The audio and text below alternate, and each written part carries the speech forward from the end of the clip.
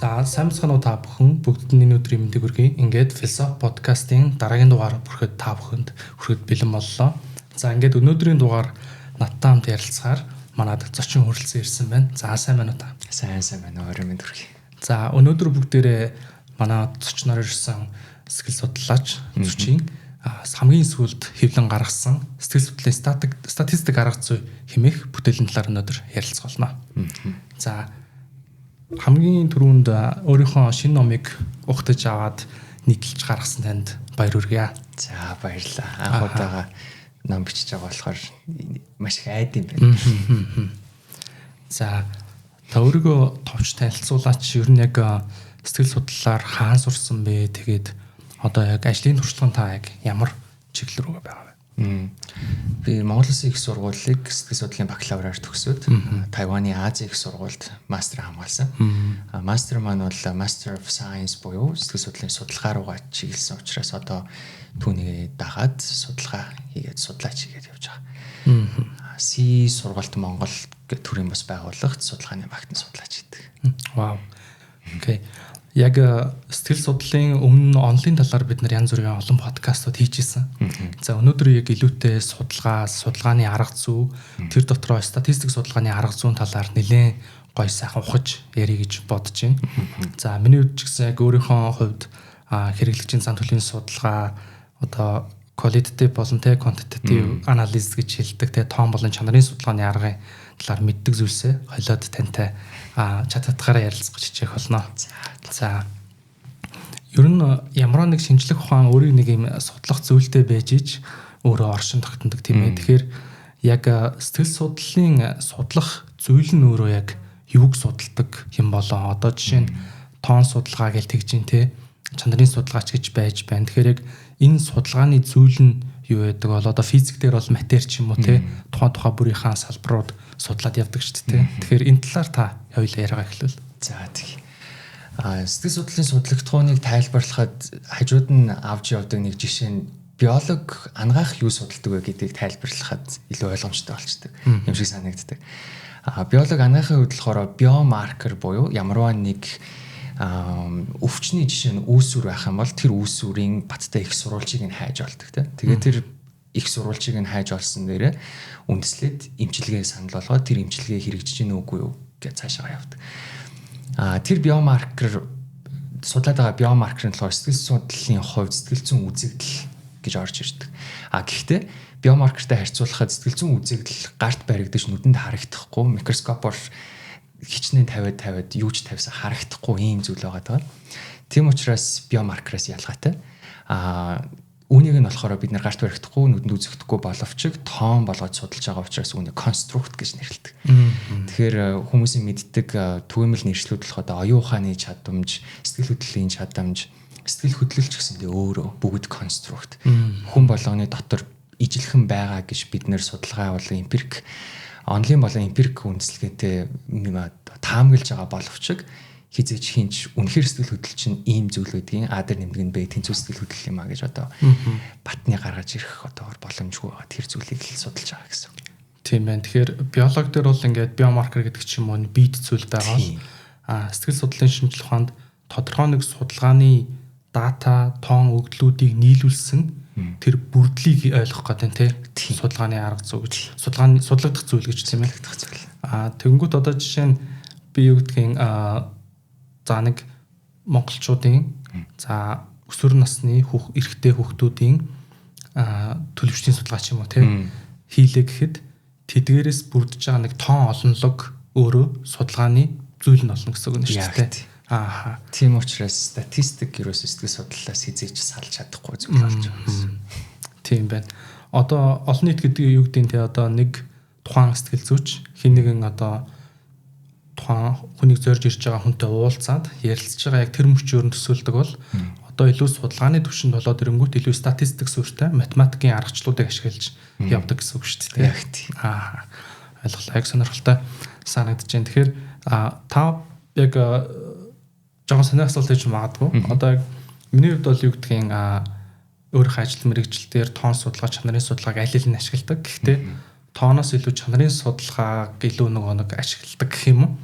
Одоо ягаад ч юм зөв би дуртай байж болно шүү дээ. Өөрийнх нь хувьд болохоор яг энэ ном бичигдсэн сэдв бол тоон судалгааны аргатай илүүтэй. Тэгэхээр яг энэ хоёр аргын ялгаа сэтгэл судлалын тухайд яг яаж илэрдэг вэ? Яг ялгаанууд нь юу гэдэг юм бол? За тооноос эхлэх юм бол тоон судалгаан дотроо одоо хамгийн ерөнхийдөө тайлбарлах болон инференс хийх буюу тодорхой тооны бүлгийн хүнийг судлаад түүний хойно байгаа үлдсэн хүмүүсийг нь судалсан бүлгийнхаа шинжээр таамаглах тэр орлогыг хийж байгаа гэж ингэж хоёр хуваадаг. Чанарын судалгаа болохоор тодорхой тооны бүлгийн хүмүүсийн шинжийг л судлаад тэнд түвшинд орхидог гэсэн. Жишээ нь чанарын судалгаа бол дийлэнхтэй нэг 8-аас 10 хүний бүлэг аль эсвэл нэг тулсан ярилцлага хэв шинжээр явагдаад асуулт асуух зарчмаар тухайн хүний одоо сэтгэл зүйн нөхцөл байдал, мэдэрч байгаа мэдрэмж, санаа бодлын тухай лавлаад орхидог. Түүний ард тэр хүнтэй төстэй хүн юу гэж бодож байгаа талаар энд ямар нэгэн таамаглал аль эсвэл магадлал одоо төвшүүлэгддэггүй. Тухайн хүн бүлэг дээр л орхигддог гэсэн. Харин тоон судалгаа болохын тулд тэр судлаад байгаа бүлгээ бид нэр харьцангуй одоо олон болгох шаардлагатай. Бүлгийн хувьд аль эсвэл бүлгийн гишүүдийн хувьд тоог нь өсгөж түүний ардаас за одоо эдгээр хүмүүстэй ижилхэн хэв шинжтэй хүмүүс нь ч гэсэндээ одоо сэтгэл хөдлөлийн чадвар өндөр аль эсвэл бага байх боломж байна, магадлал байна гэж таамаглах боломж хүрдэг. Тэгэхээр төвшний хувьд илүү одоо ялгаатай. Тийм байна. Зорилгын хувьд бас илүү ялгаатай болж байгаа. Зорилгын хувьд бол чанарын судалгаа тодорхой нэг асуудлын гүн рүү шалтгааныг нэрэн хайж байгаа тохиолдолд илүү ордог. Хоёулаа одоо яг тулаад уулзсан нэг зорилго нь хэрвээ та сүүлийн үед стресс өндөртэй байсан бол би тэр стрессийн шалтгаан юу байж болох байсан бэ танаас илүү лавлж мэдэх гээд нээлттэй асуултуудаар тодорхой одоо бэлдсэн асуумжаар биш хаашааж хувирч болох үс юм чөлөөт хэлбэрээр танаас чанарын судалгааг дэлгэхэд авдаг. Тоон судалгаа бол хэдий хувирч болох ч гэсэндээ эцэст нь би тухайн асуултынхаа хүрээнд хязгаарлагдаад хариултанд хязгаарлагдаад тэгээд үлддэг. Тийм бас ялгаа юм байна. Тэгэнгүүт ийм бодол төрж байна. Одоо жишээ нь тодорхой тоон судалгаанаас гараад ирсэн үр дүнг мэдээж яг процессын хувьд задлуул эхлээд судалгаагаа явуулах гэж шатгаа тий. Дата өгдөл цуглуулах гэдэг. За энэ шатны хувьд яг ямар арга замууд, ямар арга зүйгээр тухайн тэр тоон төөрүүдийг одоо авч байгаа бол энэ дээр хамгийн эхлээд бид нэр хэнийг судлах вэ? Ардаас нь хэний юуг нь судлах вэ? Юуг нь яаж судлах вэ гэдэг асуултанд хариулах шаардлагатай. Хэнийг судлах нь жишээ нь яагаад шаардлагатай вэ гэвэл бид нэр магадгүй тгээс 3 насны хүүхдийг судлах гэж байгаа бол ардаас нь яаж судлахын шууд хувьсах шаардлагатай. Хэрвээ насанд хүрсэн хүнийг судлах гэж байгаа бол мөн түн дээрээ дөрөөлөд бид нар жишээ нь цаасан дээр өгүүлбэр бичээд тэр хүнээр хариултыг нь авах боломж бүрдэж байна гэсэн үг тийм.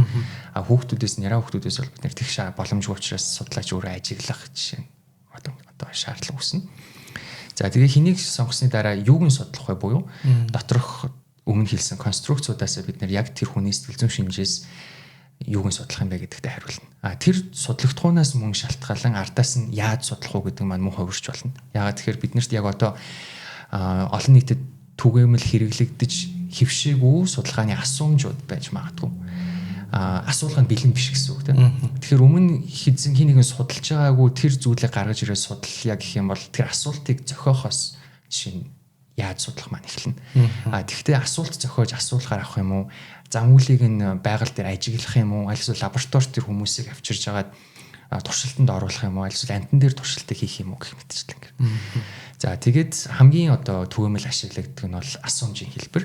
Тэр асуумжин дээр бичигдсэн одоо өгүүлбэр англиар statements-тэй хүн хэрэг санал нийлж байгааг нь дийлэнхтэй 1-5 хооронд ч юм уу үнэлээд тэр үнэлгээнүүдийн дунджаар одоо хүн бүрийн дундаж оног гаргаж ирээд тэгээд нийт судалсан төвөр буюу 300 хүнийг судалсан 400 хүнийг судалсан уу тэдгээрийнхаа дунджаа гаргаж ирээд ингээд одоо тоон судалгаа маань явдаг гэсэн. Тэгэхээр дийлэнхтэй асуумж хэлбэрээр ажиглалт хийсэн ч байж болно, туршилт хийсэн ч байж болно. Тэдгээрийгээ бид нэр мөн тоогоор дандаа үнэлээд явдаг гэсэн. Хүндийн зэргээр нь давтамжийн тоогоор нь тийм байна. Тэгэхээр тухайн судалгааны үр дүн эхлээд бол ийм statement буюу яг тоожуулах боломжгүй үр дүнгууд эхлээд гарч ирж шүү дээ. Тухайн тоо хэлхээс илүүтэй өгүүлбэрээр яриад эхэлнэ. Тэр өгүүлбэрийг дараа нь тоо руу хувиргаж эхэлдэг гэсэн үг шүү дээ.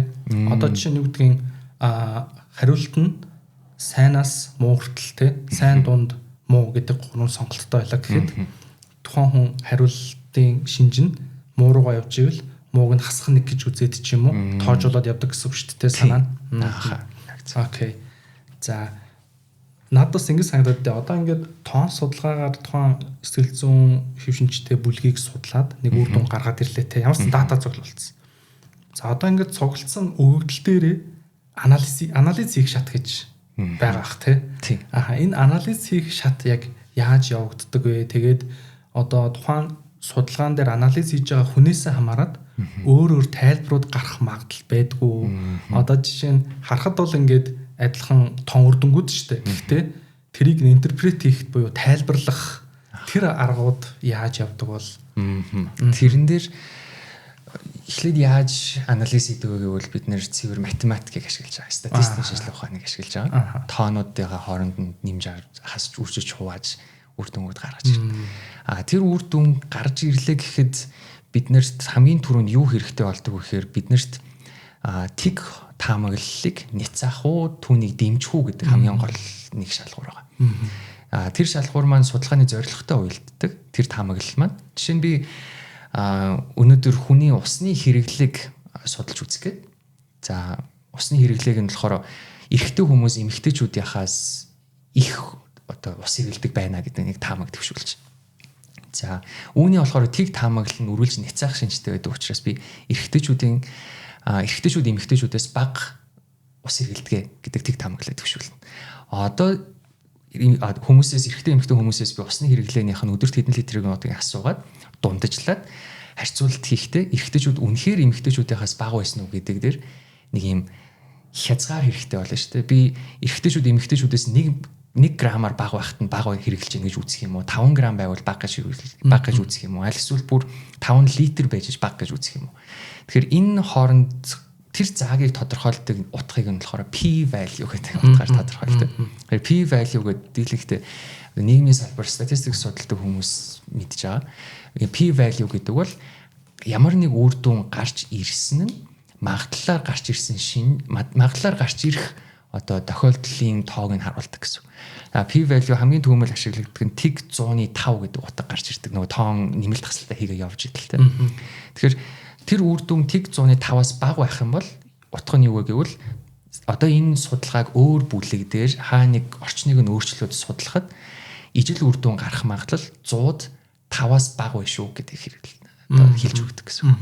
Тэгэхээр үлдсэн 95% нь болохоор миний судалгааны үр дүн давтагдах магадлал байна. 5% нь л одоо өөр үр дүн гарах боломж байна гэсэн үг тийм байна. Тэгэхээр одоо ийм байдлаар судалгаанд шинжилгээ хийж, анализ хийж одоо ач холбогдлуудыг нь тодорхойлдог гэсэн үг. Энэ гэхдээ тухайн үр дүн магадлалаар гарч ирэх шинжийг нь тодорхойлж байгаа боловч яг эрэгтэйчүүд, эмэгтэйчүүдээс хэр их байсан бэ буюу за энэ дээр бас миний авсан жишээ жоохон тохиромжгүй болох юм байна. Ямар ч байсан зөвхөн магадлалыг нь л илэрхийлж байгаа гэдэг ойлгох шиг болох байна. Окей, ойлголоо. За өнөөдрийн яг дугаарын эхэнд юу ярих гээд байгааг сонсогчд маань товчхон гадарсан байх гэж бодож байна. Тэгээд яг та энэ сая нийлж гаргасан номоо яг хизээ бичиж эхэлсэн бэ?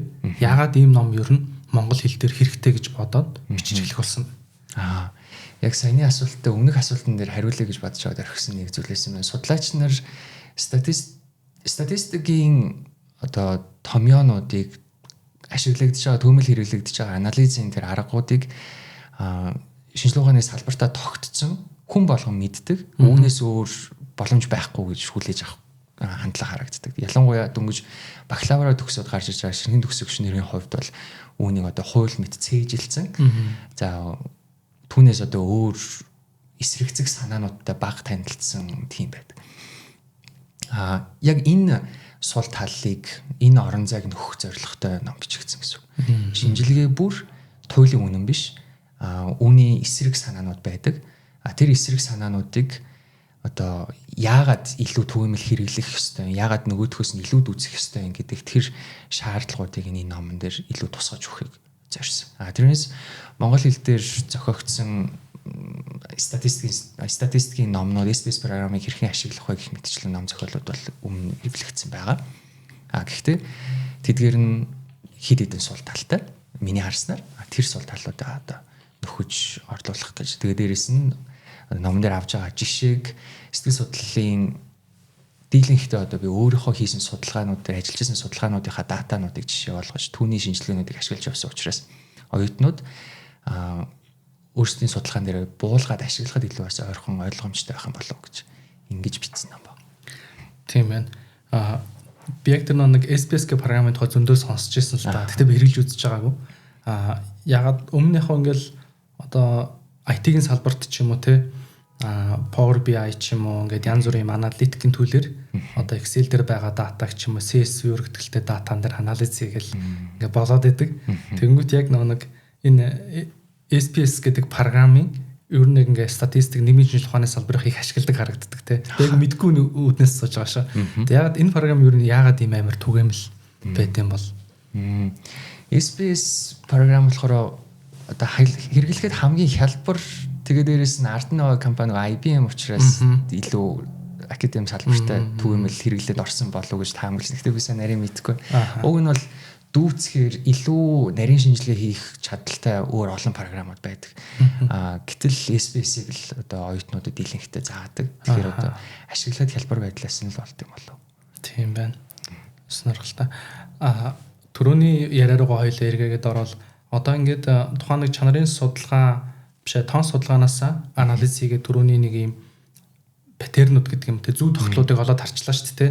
За одоо усны хэрэглээ эрэгтэйчүүдэд тэдвээр илүү байгаа байна авсан төөрөөс үндэслүүлгээд энэ чэнээсээ үндэслээд статистикийн тоон судалгаа нь өөрөө дараагийн чанарын судалгаа хийх сэтэл ч юм уу те чанарын судалгаагаа зөв төврөөс айгу цөөхөнөөс авна шүү дээ. Одоо олон хүнээс бид нэр 100 хүнээс ч юм уу 1000 хүнтэй яриад байвал энэ цаг хугацаа зардлын асуудал өөрөө дийлдэх байлна. Тэгэхээр статистикийн тоон судалгааг өмнө нь хийснээр дараа нь хийх чанарын судалгааны үр өгөөж үр ашигтай байдлыг нэмэгдүүлж болно гэж үзэж болох уу? Яг тийм.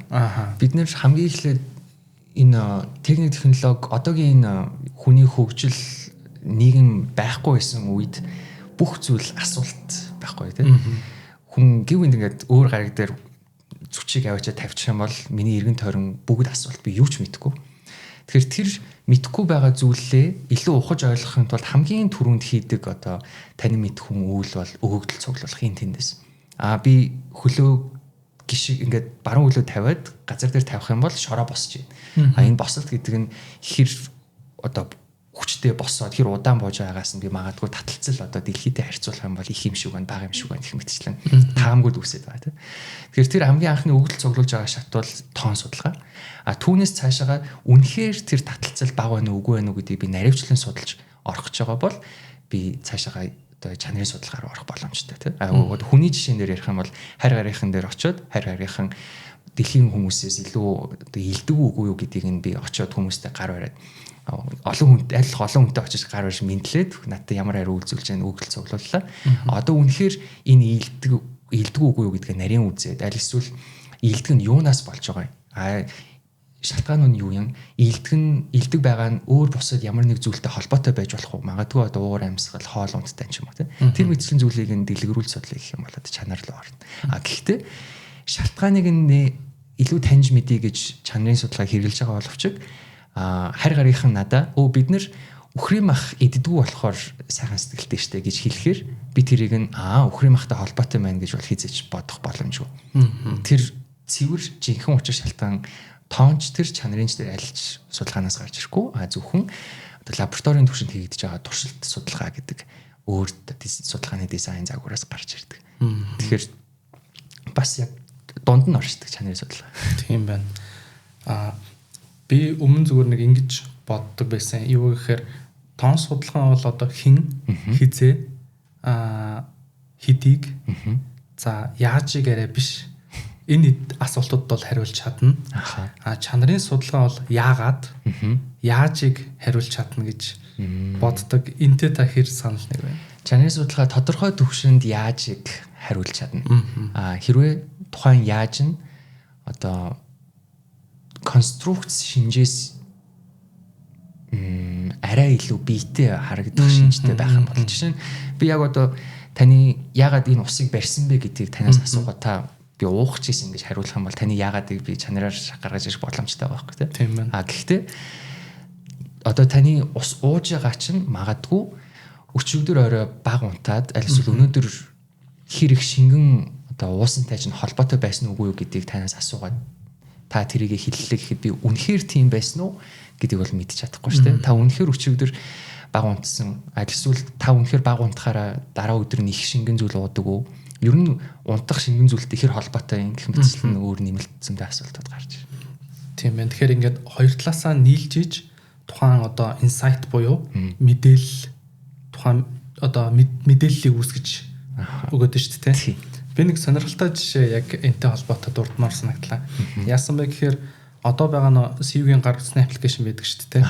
Тэгээд CV-ийн гар утасны аппликейшн яг дизайн төслийг хийж авах үед ямар тоон дата байсан бэ гэхээр апийн хэрэглээ бага мөртлөө эсвэргээрээ онооны уншилт бас байгаад байдаг. Апийн хэрэглээ бага мөртлөө оноо уншаад байсан байхгүй.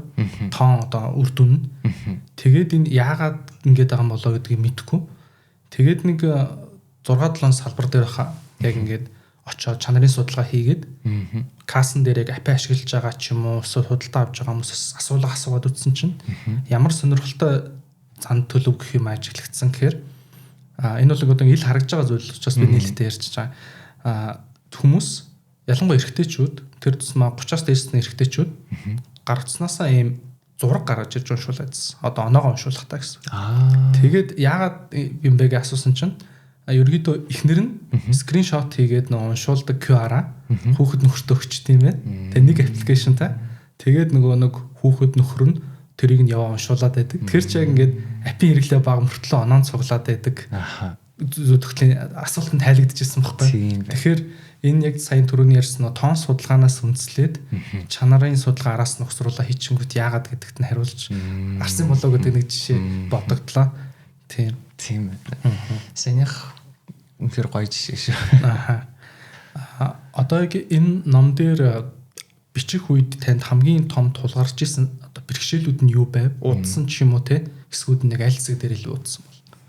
Хамгийн ер нь ном зохиол аль эсвэл судалгааны өгүүлэл хэвлэж байгаа бол бид нэр оюуны хулгай хийжээж хийж болохгүй. Түүнийгс зайлсхийдэг зүйл бол paraphrasing буюу тухайн санааг авсан их үүсвэрээсээ санааг нь шууд хулбарлах биш өөрийнхөө илэрхийлэх аль эсвэл илэрхийлэмжийг үг болон өгүүлбэрийн бүтцийн хувьд өөрчлөх. Гэхдээ үг болон өгүүлбэрийн бүтцийн хувьд дан ганц өөрчлөх нь бол шаардлага хангадаггүй. Өөрөөр бол оюуны хулгай болдог учраас түүнийг одоо paraphrasing хийж бичих гэдэг хамгийн том чаленж бас. Дээрэс нь миний ашигласан судалгааны бүтээлүүд, ном зохиолууд Монгол ном бүтээл байхгүй, судалгааны өгүүлэл байхгүй, бүгд англи хэл дээрээс учраас англи хэл дээрээс олон их үүсвэрээс англи мэдээллийг нийлүүлээд орчуулад бичих юм бол ном болж байгаа юм шиг санагдаж магадгүй ч яг үүндээ тэр бол мөн л оюуны хулгай. Орчуулж бичиж байгаа ч гэсэндээ түүнийг paraphrase хийх ёстой. Тэгэхээр нэгдүгээрт орчуулад түүнийг монгол руу буулгаж бичнэ. Буулгахтаа paraphrasing гэхээр тэр ч одоо challenge байсан болов. Тийм байна. Одоо яг энэ номыг та уншаасаа гэж бодож байгаа. Яг тийм хүмүүс яг хэн байна? Оюутнууд уу байна уу? Эсвэл яг тий залуу сэтгэл судлаач байна. Хамгийн их хүсэж байгаа бүлэг бол оюутнууд. Яагаад тэгэхээр би бакалаврт сурж байхдаа Монгол сексуал бакалавр сурж байхдаа авч чадаагүй сурч чадаагүй зүйлээ бүгдийг нь шингээх гэж оролцсон байна. Тэгээд хамгийн гол оюутнуудад хэрэгтэй зүйл нь сэтгэл судлалын судалгааны асуумж, тест, судалгааны хэрэглэх түүнийг хэрхэн гадны соёл хэлнээс өөрийн соёл хэлэнд орчуулан нутагшуулж ашигладаг вэ гэдэг асуултанд хариулсан бүлэг. Тэрний эхний шатны одоо статистик шинжилгээнүүдийг оруулж бичсэн байна. Энийг бол би өөрөө бакалавраар сурч байхад надад зөвлөх хүн хомс байсны. Дээрэс нь диплома чадхаараа хийгээд ороход энэ талаар нэг ч шүүмж байхгүй хэрнээ өөр одоо бусад ахуйн шинжтэй шүүмж зөвлөгөө комментуудыг хэлж исэн багш нар гэдэг одоо багш нарыгаа бодож одоо өвөө зүйлийг нь оюутнуудад өгөхэнсэн гэдэг юм. Тэр хамгийн том байсан. Хоёрдугаарт бол сэтгэл судлалын шинжилгээ ухаан сүүлийн үед ганц Монголдгүй дэлхийд дахинд одоо хийт болж байна. Бүх одоо сургуулиудын сэтгэл судлал нийгмийн салбарын эсэлтүүд асар их нэмэгдэж байна. Үүнийгээ дагаад яаж байгааг бол сэтгэл судлалтай холбоотой контент түүнийг судалж байгаа хүмүүс нэмэгдэж байгаа. Энэ нэг талаараа сайн боловч нөгөө талаараа шинжилгээ ухааны мэдлэгийг хэтэрхий албан бус шинжтэй түүгээд ахаар түүнийг хүлээж авах хүндийн зэрэг борчдөг. Өөрөөр ач холбогдол нь борчдөг гэсэн. Байж л гэдэг ингээд тоохоо болчдөг. Энэ өөрөө бас ёс зүйн хувьд уг нь бол асуудалтай нэг зүйл. Тэгэхээр мэдээлэл түгэж авах хүмүүс маань үүнийг бас толгойдоо санаж мэдээллийг хит их бөмбөгдөхгүй анхаарах хэрэгтэй. Тэгэхээр тэр их бөмбөгдөлтийн дунд хүмүүс юу үнийн, юу худлаан гэдэгт одоо эргэлзэж эхэлдэг. Тэгэхээр тэр эргэлзээг одоо critical thinking гэж хэлдэг. Тэр critical thinking зааж өгөхгүй бол хинч эргэлзэж чадахгүй. Тэр thinking хийхийг шүүмжийг хийхэд бодох үндсэн хэд хэдэн зарчмууд байх хэрэгтэй. Хамгийн энгийндээ гэхэд логикийн зарчмаа тийм. Логикийн зарчим дээр үндэслээд одоо сэтгэл судлалын судалгааны аргуудыг хамгийн энгийн хэлбэрт нь мэдж яхад ядаж тэр нэг нийтлэлийг уншиж хагаад эн чинь 10 хүн дээр хийсэн судалгаа юм байна шүү дээ гэд доошоо скролдох. Цааш нь хөрвөлцөж уншихгүй байхад төвшөнд хүрэхээсэй гэж шүмжлэлтэй хандсан байсан гэж бодсон. Тийм байна. Сая таны сүүлийн жишээг сонссон чинь нэг юм инэттэй пост явж ирсэн саналаа юу гэсэн чинь бидний мэддэг дийлэнх сэтгэл зүйн фактууд 20-30 насны цагаан арьсд оюутнууд дээр хийгдсэн байдаг гэдэг. Тэр яг инэттэй ч юм шиг мөрчлөө зарим талаараа үнэн байх гэдэг шүү дээ. Окей. Одоо хоёулаа яг ингээд сэтгэл судлалын шинжилгээ ухааныг томоор нь төсөөлөх юм бол за сэтгэл судлалын аль хэдийн ингээд батлагдаад нотлогдсон онлууд гэж байгаа тийм. За тэр онлуудыг хэрэглээд бодит амьдрал дээр сэтгэл засал хийж байгаа эсвэл сэтгэл судлалын чиглэлийн зөвлөх үйлчилгээ ч юм уу үзүүлж байгаа сэтгэл судлаачд байгаа. За тэгвэл яг энэ сэтгэл судлалын статистик арга зүй болоод яг энэ судалгааны хэсэг энэ одоо бүрдэл хэсгүүдийн одоо хаана оршдог вэ? Одоо жишээ нь яг шинжилгээ ухааныг ингээд бие биенээс залгамж халбаатай нэг юм систем гэж үзэх юм бол тийм яг судалгааны хэсэг маань энэ бүрдэл хэсгийн хаана байрладаг бол таны эхний хэлдэг statement эхний хэлдэг сайн дээр болохоор батлагдсан арга гэж байгаа гэж хэлсэн. Тэрэн дээр болохоор яг судалгааны салбарт болохоор одоогор яг батлагдсан арга гэдэг зүйл ерөөсөй байхгүй. Бүгд асуултанд ордог гэсэн. Үргэлж энэ ажилсан хിവэр нь үргэлж хэрвээ хүртэн хүлээж авч байгаа одоо үйлчлүүлэгчийг солиход энэ арга дахиад ажиллах уу гэх мэтчлэнгээр байнгын шалгуурт орж идэг. Тийм учраас одоо терапистууд сэтгэл зүйчнэр юунд суралцах шаардлагатай байдаг вэхээр маш олон төрлийн аргуудад суралцдаг. Яагаад тэгэхээр ганцхан батлагдсан арга байхгүй учраас хүндэн тохируулж аргаа өөрчилж өөрийгөө бас өөрчилж одоо явдаг гэсэн. Тэгэхээр сэтгэл судлал одоо статистик судалгаа салбар нь энэ зөвлөгөө болон онлын хэсэгтэйг яаж холбогддог вэхээр бид нэр зөвлөгөөний арга техникийг randomized control trial гэдэг судалгааны дизайнаар туршилтанд оруулдаг. Өөрөөр бол лабораторийн шин чанартай ийм шинжилгээ судалгаанд оруулдаг гэсэн. Тэгэхээр магадгүй одоо депрессийн хөнгөн шат ч юм уу аль эсвэл депрессээр онцлогдсон хүмүүсийг бид нэр хоёр бүлэгт хувааж агаад нэг бүлэгт нь өөрсдийнхөө одоо боловсруулсан арга техникээр зөвлөгөө аль эсвэл терапи хийж үзнэ. За жишээ нь CBT гэдэг түүний олон нийт мэддэг аргыг жишээ аваад ашиглах юм бол бид нэр депресстэй 10 хүн дээр CBT-г хийгээд депресстэй боловчг мөн адилхан депресстэй боловчг CBT хийхгүйгээр зүгээр юм энгийн хэв шинжийн зүгээр ярилцлага хийгээд гэж бодъё. Өөрөөр бол пласибо гэж нэрлэдэг тийм. За ингээд туршаад үзэхэд магадгүй 6 сарын дараа, жилийн дараа, 2 жилийн дараа CBT ашигласан 10 хүний депресс маань ашиглаагүй 10 хүнийхээс ач холбогдол бүхий буюу нөгөө нэг P утгагийн түвшинд өөрчлөгдсөн үү гэдэг бид нар судалдаг. Ингээд судлаад үзэхэд CBT энэ 10 хүний жишээн дээр ажилласан байна штэ гэдэг одоо баталгааг артаас нь дэмжлэгийг бид нар өгч байгаа гэсэн. Гэхдээ нөгөө P value чинь үргэлж магадлал явж байдаг. 105 альсвал 101 удаа, альсвал 1000-д 1 удаа үргэлж өөр үр дүн гарах боломж байгаа.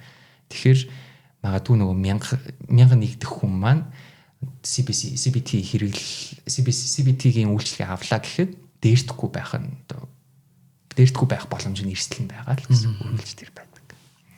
Тийм байна. Тэгэхээр ингэж ойлгож болох уу? Яг сэтгэл судлалын судалгааны үүрэг нь за яг илүү мониторингийн мэдээлэгчийн үүрэгтэй буюу тий одоо тодорхой хийгдсэн сэтгэл судлалын зөвлөгөө сэтгэл судлалын эмчилгээ үр дүнтэй байсан уу гэдгийг эргэх холбоотойгоор мэдээлэх.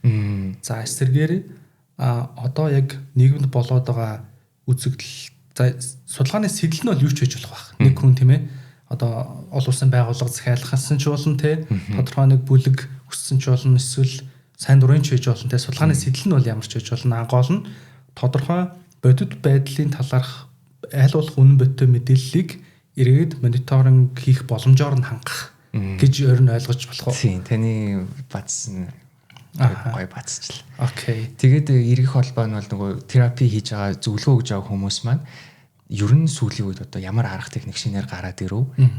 Ийм сэтгэл зүйн асуудал шинээр үүсэж байгаа юм чи үүнийг address хийдэг. Үүнийг одоо авч үздэг ямар онол урсгал байна гэх мэтчлэнгээр эргээд ном сурах хүчиг судалгааныхаа үр дүнгуудыг хараад явдаг гэсэн. Тийм байна. Энд дээр нэг сонирхолтой жишээд бол би нэг жил гарны өмнө нэг судалгаа хийж үзсэн өөрийнхөө сонирхлоор. Яасан бэ гэхээр сэтэл нь надаа ийм төрөд яг нөгөө залуу сонгогчд буюу сонгуульд саналаа өгж байгаа хүмүүс нэр дэвшигчээс судлахгүйгээр өгөөд байх магадлал байх боломжтой болов гэдэг таамаг төрөөд одоо энэ чинь hypothesis шүү дээ таамаг төрөөд тэгээ би юу гэж үзсэн бэ гэхээр миний таамаг нь энэ хүмүүс ороод судлахгүй орж байгаа юм бол тэгвэл хэнийг сонгож байгаа юм бэ гэдэг асуулт байсан байхгүй. Тэгээд яг 16-аас яг удахгүй сонгуулийн насанд хүрэх 16-аас 21-2 байхаа би юм санаж агаар нэг 40 гаруй төвөр яг нэг хүмүүстэй уулзаад яасан гэхээр сонгуулийн яг бодитор бөглөгддөг хуудсын загварын дизайныг хийгээд яг А4-ын заасан дээр тэгээд яг ийм рандом буюу таамгаар намуудын нэрийг зүгээр А нам Б нам гээд тэгээ нэр дэвшигчдийн нэрийн зүгээр ингээд монгол хүмүүсийн нэрнүүд бичсэн зохиомл нэрнүүд тэгээд тэр хүнд нэг 8 минутын хугацаа өгöd та яг ингээд нэгт сонгуул одоо нэр дэвшигчээс судлахгүйгээр саналаа өгч чинь гэж өөрийгөө төсөөлөөд дурын хүмүүсийг бөглөөч гэдэг сонирхож явуулж үтсэн байхгүй. Тэгээд нэг 40 гаруй хүний үр дүнг авчаад би бол SPS центр мэдэхгүй учраас зүгээр ингээд тоолоод тэгээд бүх цаасуудаа давхарлаад яг нэг хит map үүсгэсэн байхгүй.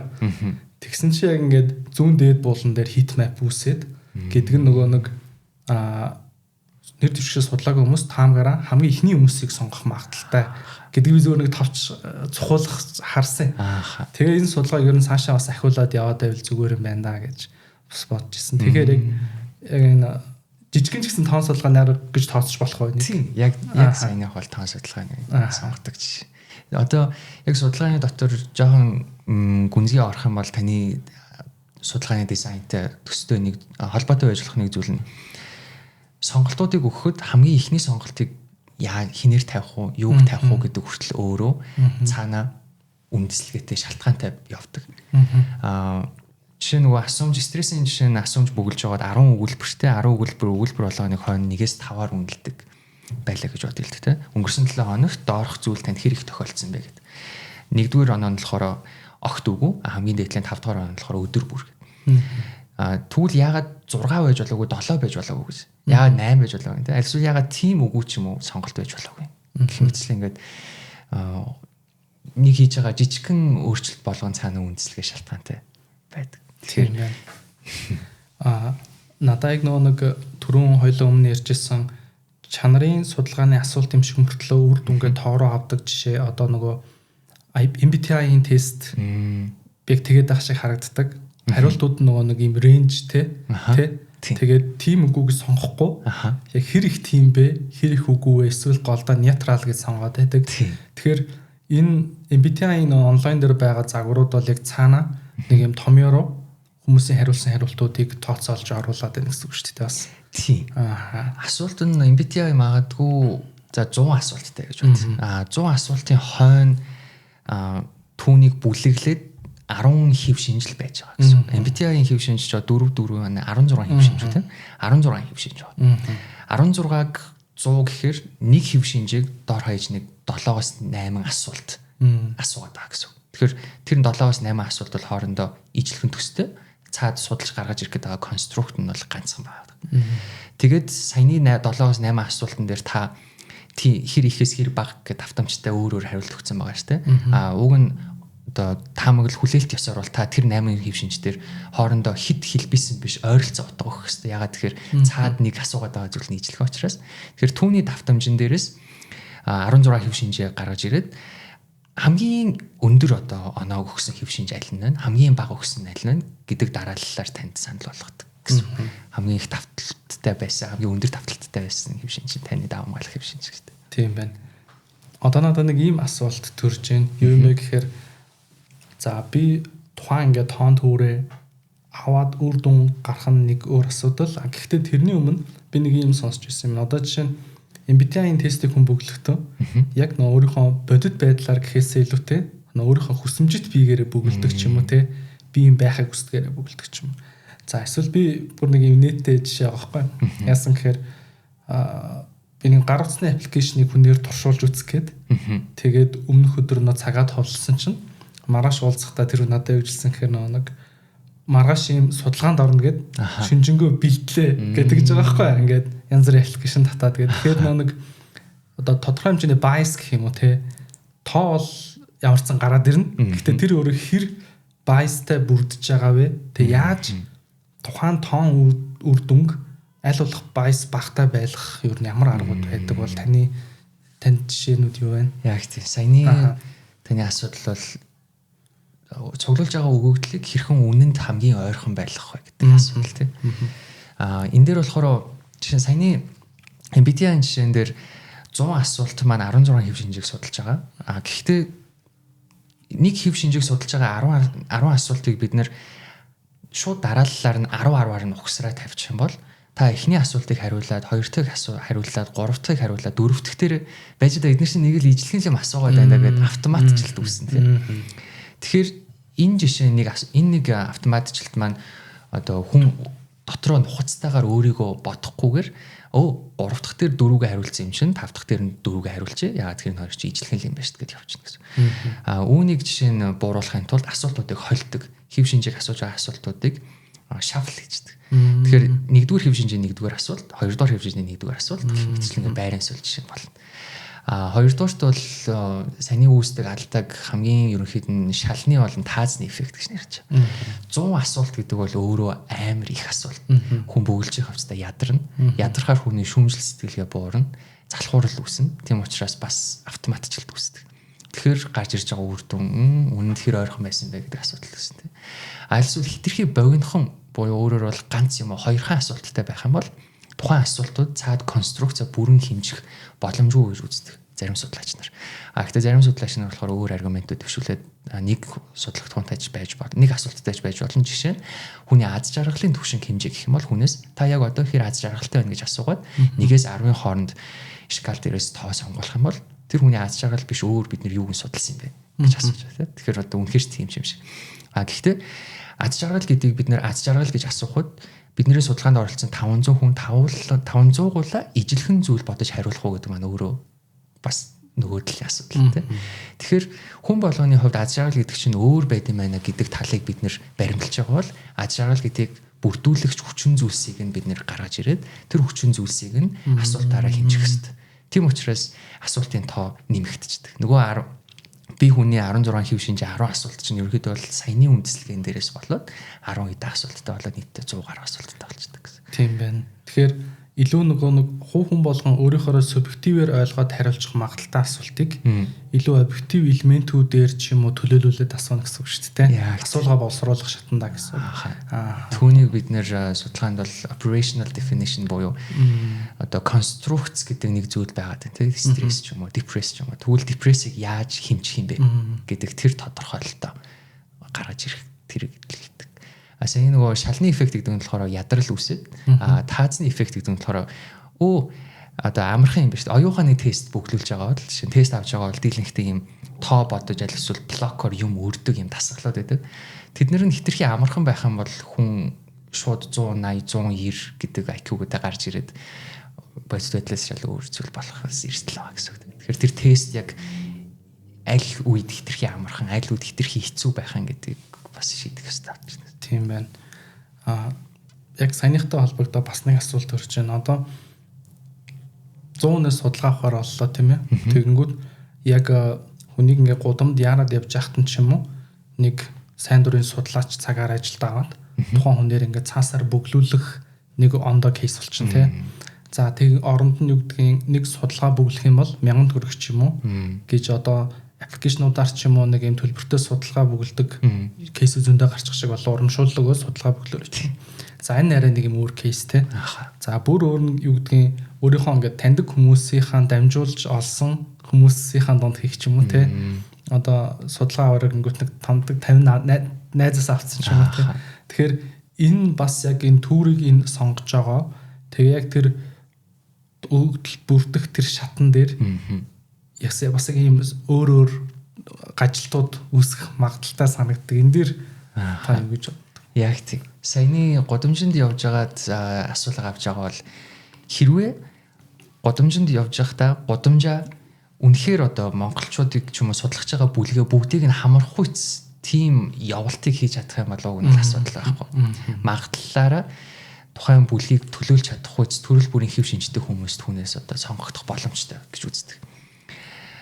Incentive буюу таны хэлж байгаагаар урамшуул 1000 төгрөгийн ч юм уу ингээд урамшуул өгөөд хүмүүсийг дуудаж байгаа бол нэгдүгээр түүнийг хийх мотивацтай хүмүүс шууд өөрсдөө хурж ирэх эрсдэл байгаа. Тэгэхээр таны судлах байгаа бүлэгчин дотроо мотивацтай ч тэр мотивацгүй ч тэр аль аль хүнийг нь ууг нь бол судлах юм бол илүү үнэнд ойр үр дүн гарна. Гэтэл мөнгнөөс болоод судалгааг нь бүглэх одоо юм зоригтой хүн урж ирж байгаа бол ямар нэгэн аргаар түүнийг одоо бүглөөд мөнгө аваад явчих баг эрсдэл байгаа байхгүй тийм бодлоо мөнгөлчих багт. Гэхдээ incentive гэдэг бол өөрөө судалгааны ёс зүй гэдэг зүйлийн зайлшгүй нэг хэсэг байдаг. Incentive-ийг өгөхгүй байж болдог. Гэхдээ сүүлийн үед судалгаа өгж байгаа хүн маань өөрөө resource гэж үзэгддэг. Тэгэхээр resource-ыг бид нэр ухамсартай mindfully ашиглахын тулд түүнийг одоо инсентивжүүлэх хэрэгтэй. Тэгжиж тэр хүн ирээдүйд дахиад судалгаа өгөх ийм сэтэл нь бүрдэж мотивацлагдаж явдаг. Тэгэхгүйгээр судалгаа авчаад үр дүнгэнж өгөхгүй тэр хүний цагийг нь ч үнэлэхгүй ингээд орхиод ах юм бол хэзээ нэгэн цагт бид нэр resource явагдаад дуусна судалгаанд итгэх хүн байхаа болно гэсэн үг. За дараагийн нь болохоор таны яг л 3 дахь жишээ юусэн бэлээ? Одоо юу зааж гар би марцсан. Найзуудаас одоо чинь таньдаг те. Одоо ингээд судалгаа аваад ингээд 5 найзаас ч юм уу гэрийнх нараа бүглүүлсэн ч юм уу те. Ах トゥ угаараа бүглүүлчихлээ гэ хүрээд ирдэг. Тэгэнгүүт тийг таних хүн биш ингээд бүглэж байгаа шүү дээ. Энэ дээр ямар хоо кейс вэ? Энэ дээр бид нэр танил хүнээрээ дуудуулчаар юу болдог вэ гэхээр хүн 92-ных нь хүмүүс дийлэнхтэй ижилхэн одоо зан характер хэв шинжтэй байх магадлал их. Тэгэхээр зөвхөн өөртөө ижилхэн байх үз хүмүүсийг дуудаж юм бол бас л нөгөө нэг их олонлог буюу судлах гээд байгаа нийт бүлгийг төлөөлөх хүмүүсийн төлөөлөл дагаал буурч гэнэ гэсэн.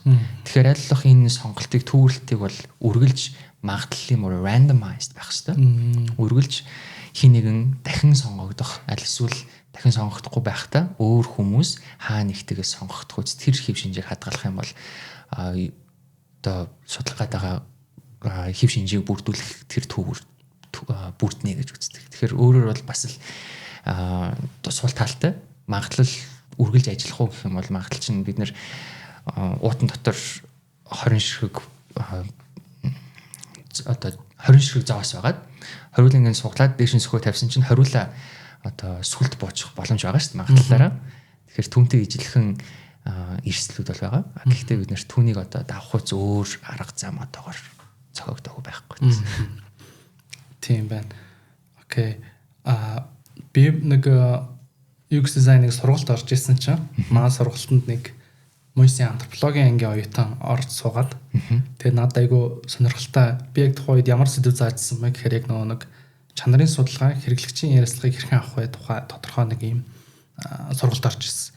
Тэгээд нэг антропологийн оюутан ирээд надад миний мэдэхгүй маш чухал зүйлийг хэлж ирсэн баггүй. Юу байсан бэ гэхээр тухайн оюутан нэг дадлагын ажиллаар Хөсгөл аймаг руу явж судалгаа хийсэн гэж байгаа.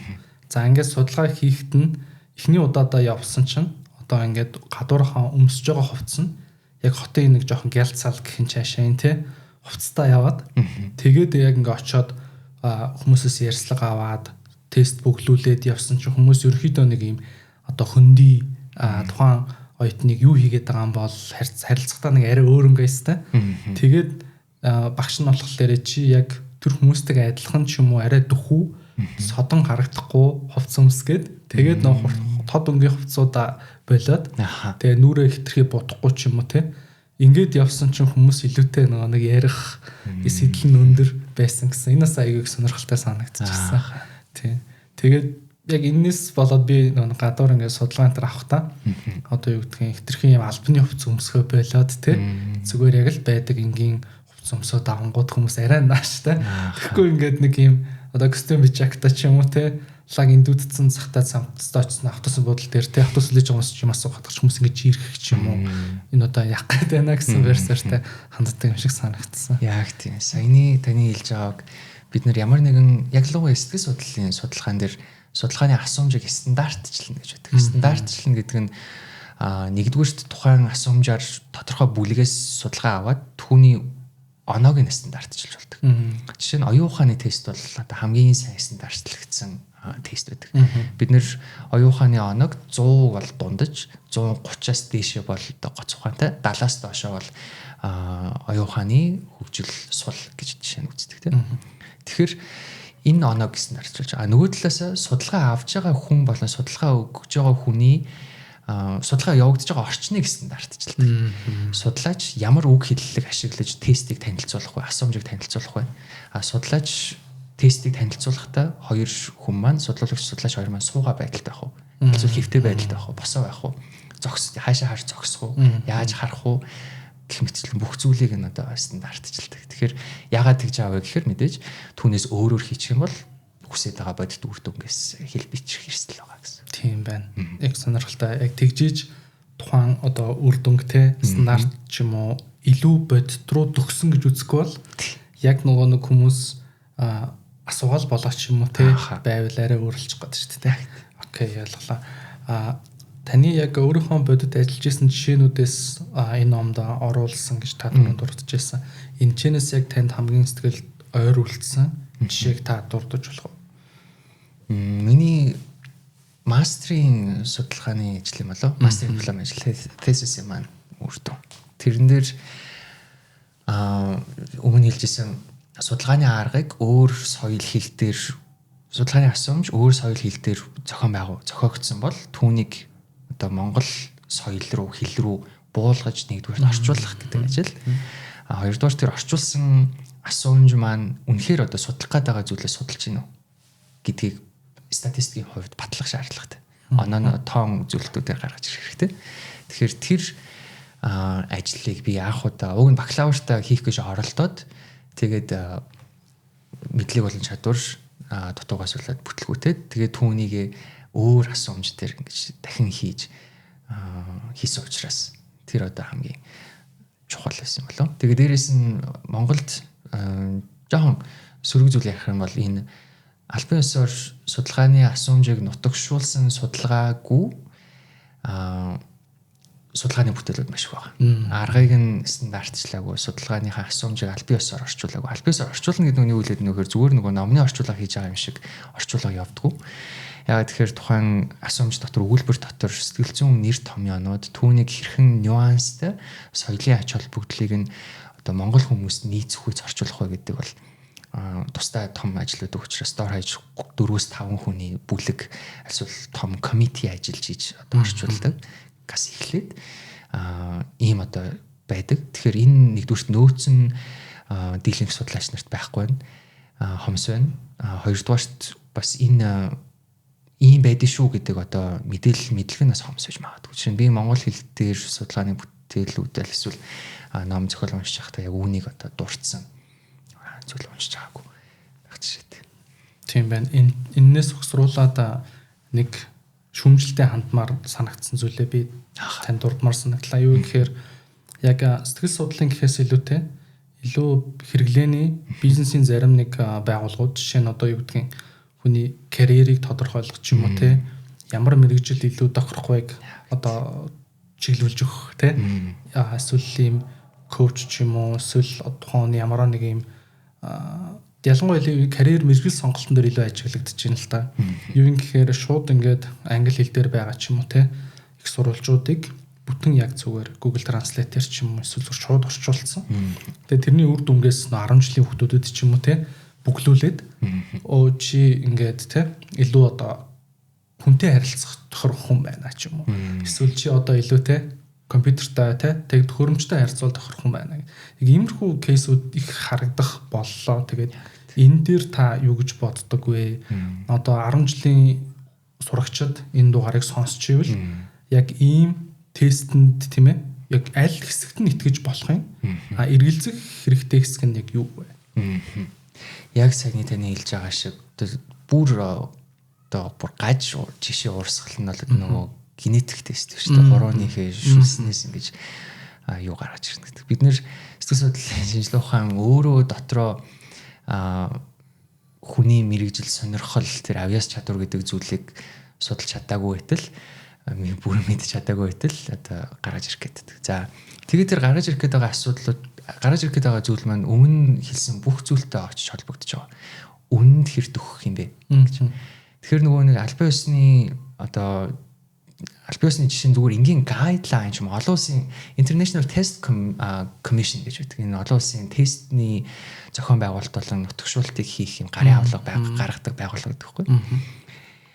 Тэрэгч байдгийг одоо мэдэхгүй мөртлөө судалгааны асуумжийг орчуулад тэгээд түүгээрээ одоо хүүхдүүдээс судалгаа аваад түүн дээрээ зөвлөгөө өгч. Энэ бол судалгааны этикч төр зөвлөгөөний этикч төр юу ч байхгүй юм үйлдэл гэсэн. Энд юунд нь итгэж болох юм бэ гэхээр айгу хомс. Яагаад тэгэхээр бидний ширээг одоо нэг өнцгөөс нь энэ өнц хүртэл метрлэх гэж ингэж бодъё л тэ. Тэгсэн чинь тэр метр нь яг сантиметр болгоно нь 1.1 мм-ээр юм зөрүүтэй байгаад байна. Богинохон байгаад байна гэж бодъё. Тэгэнгүүт энэ 50 санж 60 санж дээр ирэхэд дор хаяж нэг 5 мм ч юм уу 1 см-ээр бодтой талаас дутнаад тий. Тэгэхээр бид нэр тэрний яг одоо юунд нь итгэх үү гэхээр барыг итгэх зүйл болчихно. Бид нэр энэ ширээг тэр болонд аваачаад 50-ыг ингүүд бодтой талаас өөр хэмжээтэй болохоор очоо багтахгүй нь шүү дээ. Яг хуу судалгааны асуумжуудыг гэхдээ сэтгэл зүйн төвүүд аль болох чадхаараа нутагшуулаад өөрсөн нэрээ цуглаж байгаа дата нэрээ боловсруулалт хийгээд сайжруулаад явж байгаа. Тэгэхээр хамгийн их ашиглагдсан тэр судалгааны арга асуумжийг нэгдүгээр хайж одлох. Тэгээд дээрэс нь одоо шууд энэ судалгааны асуумж Монголд нутагшсан юм уу гэж одоо асууж сурах хэрэгтэй. Дийлэнхдээ ингэж хэлэнгүүд одоо нөгөө судалгааны төвийн хүмүүс маань шүмжлэлтэй хандлтаа их дайралтанд өртөж байгаа юм шиг санагдах байна. Гэхдээ бид нэр энэ шинжилгээний салбарыг хурцтай хөгжүүлэе гэж хүсэж байгаа бол эдгээр зүйлийг анхааралтай аваад өөрсдөө бас дагаж сайжирч суралцах хэрэгтэй. Тийм хүүхдүүдийн хувьд энийг бас анхаарах хэрэгтэй. Эцэгчүүдийн хувьд бас. Надаа нэг юм тод урсамж байгаа 10 жил намайг байхтлаа яг ингээ багш орж ирээд те нэг юм тест бүглүүлээд тэгээд хурааж авснаа нэг цагийн дараа ч юм өөрөө гаргаж ирснэ те чамд энэ таарах магадгүй 10 мэрэгчлээ явж исэн санагдаж байгаа байхгүй. Тэнгүүд тухайн үед яг тэр тест бол ер нь олон хүн одоо юу гэдгийг ийм л юм байх та би гэж бодоод ингээд бурууч вэ зүвч вэ нэг сайн нөлөөлсөн юм шиг хийсэн байсан. Тэгэхээр яг нөгөө нэг энэчнээс үүдээд те сонсож байгаа яг мэрэгжил сонгох гэж байгаа 10 жил EBS төгсөж байгаа хүүхдүүд байвал яг илүүтэй яг өөрийгөө өөр нэг тестээр таныг тодорхойлох нь битгий хэлтэй яг хүн өөрийгөө биш та өөрийгөө тодорхойлох нь ихтэй өөр тест таныг тодорхойлоод шууд ингээд амьдралыг чинь заагаад өгчнө гэдэг бол тун эргэлзээтэй. Тэгэхээр энэ дээр нэлээд шүмжлэлтэй хандаарай гэж захиж хэлмээр байна. Яг тийм. Тэр аргуудаа бид нэр бүх стандартыг нь бариад нутагшуулсан ч гэсэндээ хүний тэр дотор байгаа конструкц буюу нүдэнд баригдаж хэмжигдэхгүй тэр зүйлийг бид нэр хууль дүрм метод гаргаж ирж тавих ямар ч боломж байхгүй. Үргэлж магадлалын түвшинд. Тэгэхээр одоо тим аргуудаар ч гэсэндээ судалгаа өгөөд онцлогоонд орж байгаа бол одоо үргэлж цаана эргэлзээгээ хадгалж явах хэрэгтэй гэсэн төлөв үнэн бол биш шүү. Тийм байна. Одоо хоёлоо яг хүний талаар нэлээд яриад байна шүү дээ. Ер нь яг энэ тоон судалгааны аргыг миний зүгээрээ санаж байгаагаар одоо скиннерийн арга ч юм уу те илүү амтан дээр хэрэгжилж исэн бас жишээнүүд байдаг. Таны одоо жишээ нь илүү ойр байгаа тийм амтантай холбоотой ямар юм статистик судалгаанууд эсрэг судлалын салбарт хийгдэж ирсэн бол. Амтантай холбоотой. Шууд юу л орж ирж байна. Таны сайн хэлсэндээ скиннертэй холбоотой би Bowlby-ийн судалгаа байсан болов. Яг судлаач гэж сандгүй. Хүмүүсээс сонсч ирсэн байж магадгүй. Энэ бас тухайн үед бол маш одоо этикгүй судалгаа. Няра сармагчин, хоёр сармагчин, хоёр тусад нь кейж нь байлгаж агаад нэгд нь болохоор ийм зүгээр ийм үслэг робот сармагчин ээж байрлуулад нөгөөдөлд нь болохоор зүгээр сүү өгөөд угжаад хооллоод гэсэн. Тэгээд энэ хоёрын аль одоо ээжтэй сармагчны зулцаг илүү ээжтэй дотносож энэгших вэ гэдэг ийм судалгаа. Тэгэхээр энийг болохоор ганцхан сармагчин дээр хоёрхан сармагчин дээр хийгээд хизээч үр дүн гаргаж ирсэхгүй маш олон тооны сармагчингууд дээр тустай ийм бүлэг туршилт явсан байна. Тэгэхээр энэний давтамжин дээрээс одоо саяны энэний давтамжин дээрээс ямар үр дүн гарч ирсэн бэ гэхээр эцэг их байна, асаа хамгаалагч байна гэдэг тухайн хүүхдийн нирагийн одоо хооллох хэрэгцээ, хувц сунаар аюулгүй байдлын хэрэгцээг хангахаас илүүтэйгээр хажууд нь инэрч хайрлаад энэ зөөлөн тэрвэрлэлтээрээ тэгээд тэр сармагчингийн ээжийн хувьд болохоор энэ үс тэр үс нь бас сармагчинд ийм одоо ойр дотн мэдрэмжийг төрүүлдэг ямарваа нэгэн үед ээж хажууд байх юм байна гэдгийг тэр одоо энэ нэгшлийн мэдрэмжүүдийн гол хүчин зүйлүүд болт юм байна гэдгийг дүгнэлт хүрсэн байна. Тэгэхээр ийм жишээ байж болох юм болов. Гэтэ ер нь амтан дээр туршилт хийн гэдэг маань өөрөө бас цаана айгүйх этикийн асуудал байгаа. Тийм байна. Жохон миний хувьд жохон энэ төрлийн судалгааны жохон доорго. Дээрээс нь амтан дээр хийсэн судалгааг шууд хүн рүү болох боломжгүй. Тэгвчээс. Одоо сүүлийн яг эдик талаас амтан дээр хийх туршилтууд ер нь бол хориглоод эхэлсэн шүү дээ. Надад бас яг тоон судалгаа гэсэн чинь юу санаанд орж байна. Миний санаж байгаа Стэнфордод Behavioral Design Lab гэдэг BG-Fogg гэдэг нэг эрдэмтний амар гоё институт байдаг санаж байна. Тэр хүний талаар би нэг товч судалж ирсэн чинь яг нөгөө одоо сошиал медиа ч юм уу те яг ийм дижитал бүтээгдэхүүний алгоритмуудад тэр хүн консалтинг өгдөг. Тэгээ яг нөгөө нэг гарч ирж байгаа тоон датагаа цаашаага яаж алгоритмаа сайжруулахад ашиглах вэ? Тэгээд илүү нөгөө хүний behavior суурьтай одоо мэдээж бизнес талаасаа тэр чинь нэг тодорхой хэмжээнд тавтан ашиглах те сэтэл үүсгэх гэдэг талаар нэлээд тийм сонирхолтой судалгаанууд хийдэг байгуулга байлаа. Тэгээд юу саанд орчлоо. Би нэг дээр юу гэсэн юм research.duolingo.com гэдэг орсон чинь Duolingo нөгөө нэг өөрийнхөө бүх судалгааны материалыг нээлттэй шеэрлдэг. Тэгсэн чинь ингээд хүн рүү хизээ нөгөө нэг хилээ дахиж сураачаа гэдэг notification шийдэх вэ гэдэг ийм судалгааны одоо нэг пейперүүд нь амар том пейперүүд байсан. Тэгээ тэрийг хараад бас яг тоон судалгаа бол үнэхээр бүхний ард хүчтэй байдсан байна гэдэг тийм мэдрэмжийг бас авч ирсэн. Нэрээ тийш шүү. Одоо технологийн хөгжилтэй, AI-ийн хөгжилтэй холбогдоод энэ судалгаа авах асуудал маань ёс зүйн төвшөндөөч төр баталгаат бол найдвар чанар өөрөөр хэлбэл үнэндээ ойрхон байдлыг хэрхэн хангах дээр ч тэр энэ шинэ асуудлууд чаленжууд үүсэж байгаа. Тийм салбар байна. Тэгэхээр тийм байна. Танд ном дээр миний асууж амжаагүй хэлмээр байсан санаа, дурдмаар байсан зүйл нэмэлт байгаа болов? Хамгийн гол төвшүүлэгч байгаа санаа маань дахиад давтчихж магадгүй. Эргэлзэх.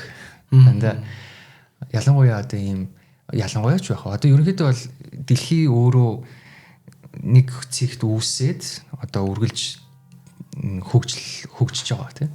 Тэгэхээр энэ хөгжлийн замдаа явж байгаа учраас үргэлж дараачийн хөгжлийн шат байгаа. Үргэлж дараачийн шинэ зүйл гарч ирнэ. Одоо байгаа зүйл ерөөсөө энэ туйлын үнэн биш. Тэгэхээр тэр шинэ зүйл рүү одоо салбарын лидерүүд, академик судлаач нар бүгд чиглэж хандж байгаа. Яаж одоо байгаа зүйлийг илүү сайжруулах вэ? Илүү хүнд аюулгүй, хүнд ээлтэй ийм ёс зүйтэй болох вэ гэдэг рүү явж байгаа. Тэгэхээр судлах зүйл, сонирхох зүйл хизээч одоо дуусахгүй гэсэн. Дэлхий хувьсаж өөрчлөгдөх тусам өөр бусад салбарт шинэ зүйл гарч ирэх тусам сэтгэл судлалын судлагдсан дахиад нэгээр нэмэгдэнэ. Түүнийгээ дагаад цасан сайжруулалтад орж ирнэ. Тэгэхээр байнга ингэж одоо байгаадаа эргэлзээд дахиж шинэ зүйл юу байх вэ гэж хараасаа гэж хүсэж. Тийм байна. Тэгэхээр судалж байна гэдэг чинь өөрөө түрүүний таны хэлснээр нөө батлагдсан 100% үнэн сэтгэл судлалын яг онол байхгүйтэй адилхан тэр 100% үнэн биш буюу тодорхой хувь дээр энэ өөрөө үр дүнгүй байх магадaltaй гэдэг тэр мэдээллийг судалгаал гаргаж өгч байгаа шүү дээ. Тэгэхээр ингээ яг үнэн үү гэдэг асуултыг байнга тухайн сэтгэл судлалын арга одоо арга зүй онолууд дээр тавиад байгаа энэ хажуудлын одоо хяналтын хүчин зүйл гэх юм уу хянагч нь өөрөө бас яг судалгааны институт надад санагдчих. За ингээд өнөөдөр подкаст маань зочноор орсон танд баярлалаа. За маш их баярлалаа. За та бүхэн энэ номыг авах хүсэх юм бол тунтахгүй номын баяр болох гэж байгаа. Тэгээ Psychology Publishing болон Philosophy номын лүүрийн асраас та бүхэн авах боломжтой шүү гэж хэлье. За баярлалаа.